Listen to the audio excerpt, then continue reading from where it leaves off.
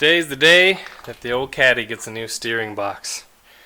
As you saw in a previous video, I have a new but used steering box. It's been rebuilt before, and we're going to put it in today. So step one was to pretty much make a big mess. So I didn't have a turkey baster or any way to get all the fluid out. So what I did was I unhooked right here this line which goes to the box, and then gravity politely drained everything else for me. So after that I was able to unhook this pressure line, and of course it made a big old mess down my valve cover and probably down the back of my engine. So with the carb in the air, you can see that nastiness is there because this bottom seal leaked. I've put a new bottom seal in it before, but didn't really ever do any good. So what next we have to do is we have to unhook the pitman arm right there. We have to unhook these 3 bolts from the box here, and then we have to unhook it from the steering column, and it should come out.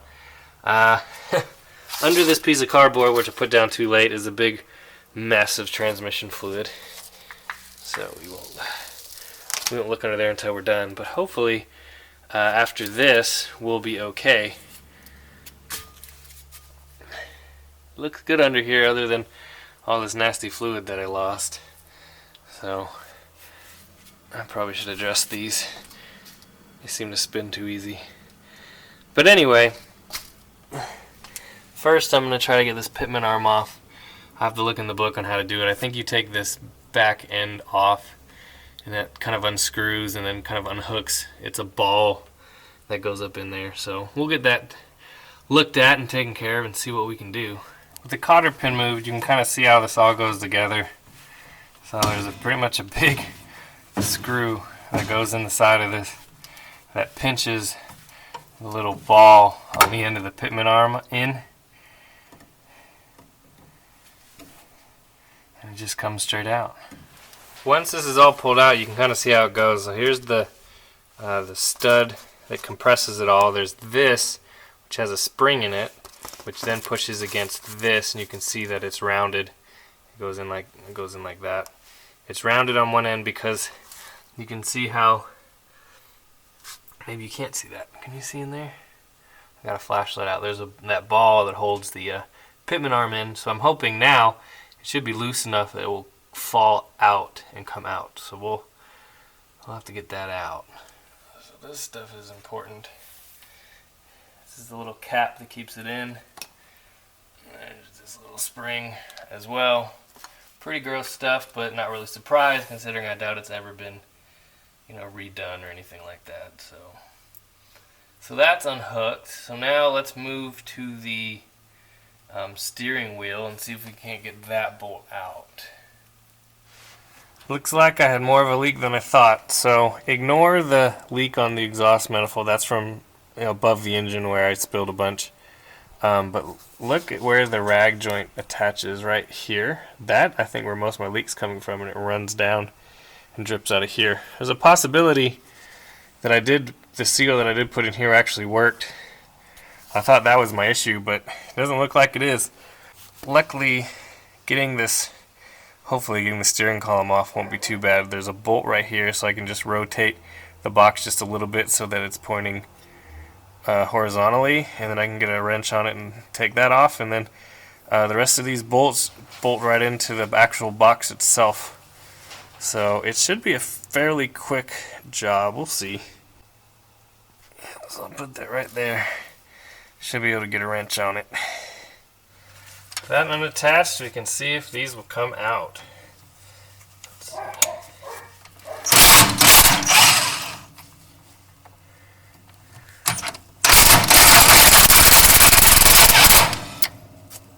Before I make a huge mess, I'm going to move this tub. So if it falls, which I don't think it will, if it falls, it will fall on the towel, etc. Not in the tub.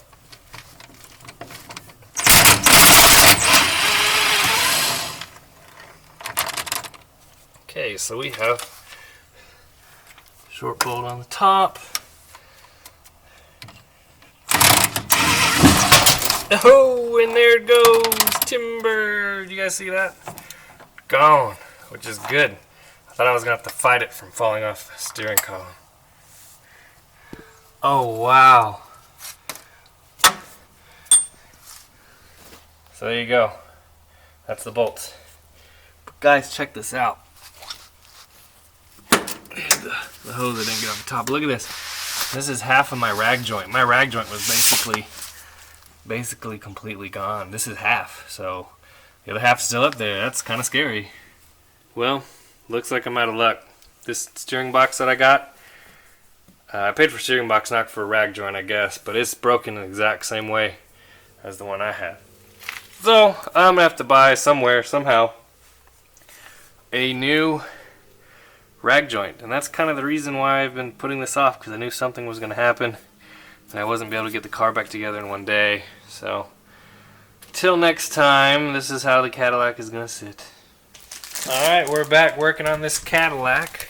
So here's a new box, which of course has a questionable rag joint. I probably could have used it, but you know what, it's not worth it. It's, you know, coming apart as well. So Caddy Reproductions right here sold me this. So basically it's new bolts and a new rag joint, but it looks like it's decent quality. The thing I don't like about it is the price. It was over $50 just for this, which is like, come on guys.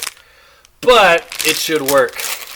So all I have to do is I have to take this hose off that one, put it on the new one, and then I have to take this, bolt it to the new rubber rag joint that I have, and then bolt that to this, and then it should go in. We'll see. Well, I'll tell you what, I'm not too thrilled with this rag joint kit already. So first thing is, I had to reuse one of my old bolts because the other one was a different size. Why did they send me two bolts with different sizes? I have no idea.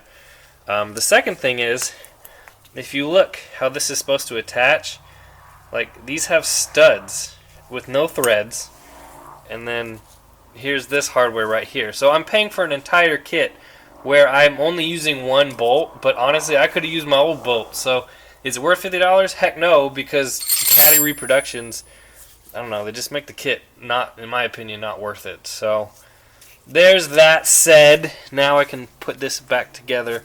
The plan is I'm going to try to get this as straight as possible. This arm as straightforward as possible. This, with the steering wheel straight, will go into the car like this. So hopefully what I can do is turn it like that, install it like this. That way, hopefully the wheels will be somewhat straight by the time I get it in. Hopefully it'll be better than when it was, but with a rag joint like this, it'll definitely be more solid steering. I got to take this over to the bench, get these off, and then replace this with this, and then shove it back together and hope and pray it doesn't leak. It shouldn't leak. It looks really nice.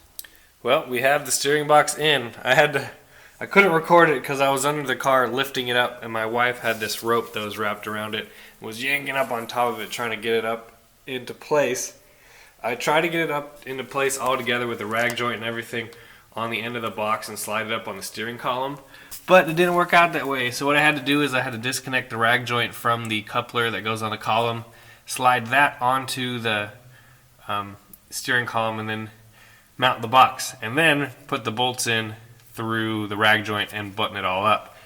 Now, one problem came from that. Because of that, I don't believe I got the orientation of the steering box and the rag joint right.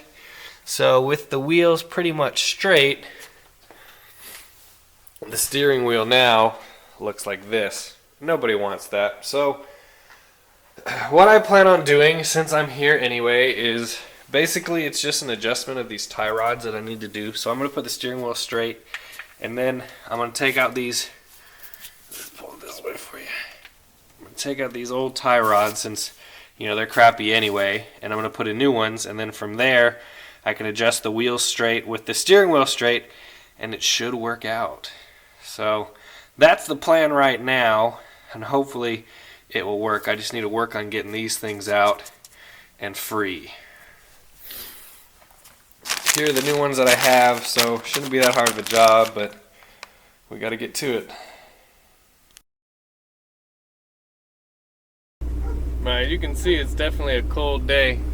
I got these packages to take to the post office today, and since it's about a mile down the road, I figured I'd do it in the Caddy, and we can see how this new steering box is going to work.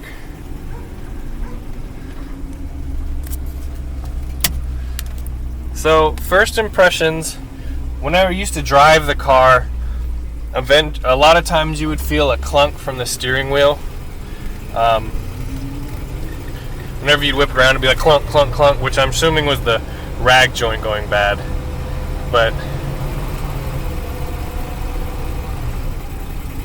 the other thing is there's a lot less play in the steering wheel, and there's still some, but you know, I'm getting, every time I turn the wheel, the car does move. Before it was like literally more than a quarter turn before the car would make any kind of movement. So I'm happy with the steering box for sure. It still pulls a little bit to the right. I still kind of have to hold it, but you know what? It pulls a lot less to the right than it used to. That's for sure. I messed around a little bit with the tie rods in it. And I think I got it lined up a little bit straighter. I didn't notice any real abnormal wear on my tires when I took them off. I probably should have rotated them, but yeah. Anyway, next thing I want to do is I need to replace the speedo cable. And I also, you can kind of hear it make a noise. It's a little warmer today than it has been. There it goes. There it goes. So that's the speedo cable. And then also I have an exhaust leak on the passenger side exhaust manifold. One of the gaskets is blown out and I can see where it's been leaking. It's funny, sometimes it will oh, two squirrels. Squirrel. Didn't get them. Sometimes it'll leak really badly and sometimes it won't. But right now I just don't have the time to do it. I need to buy them too. They're actually kind of expensive. So we'll get to that a little bit later, but I'm happy to get this steering box kind of figured out, because it definitely steers a lot better than it used to. It still runs just fine. So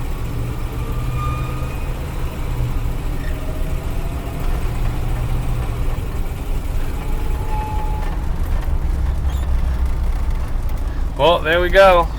Turning's a lot smoother. I feel like the power steering might work just a little bit better.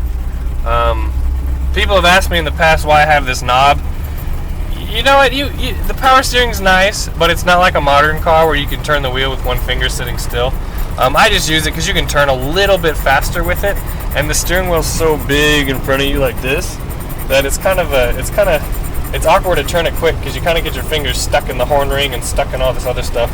So I just keep it on there because I like it. So yeah, other than that, we're in pretty good shape for this steering box. I think that was definitely an annoying job, but it was definitely worth the money and worth the time to do it. So, alright, it's been about a week since I've driven the car last, like you guys saw.